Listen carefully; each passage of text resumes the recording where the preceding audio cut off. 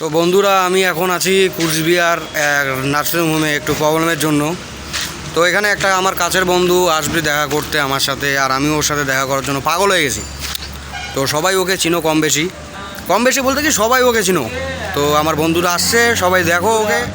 এতক্ষণ ওয়েট করাইলো আমাকে, অবশেষে আমার বন্ধু চলে এসছে। তো দেখো দেখি, হ্যাঁ যে কালানঙ্গ কিছু কিছু ক কব না কোনো, তুই না কলুম কিছু ক তুইও কিছু ক মুই না কলুম, মুইও না কলুম তোর ব্যাপারে কিছু ক, তোর ব্যাপারে কোন তোর ব্যাপার তোর। মোর ব্যাপারে কি কম?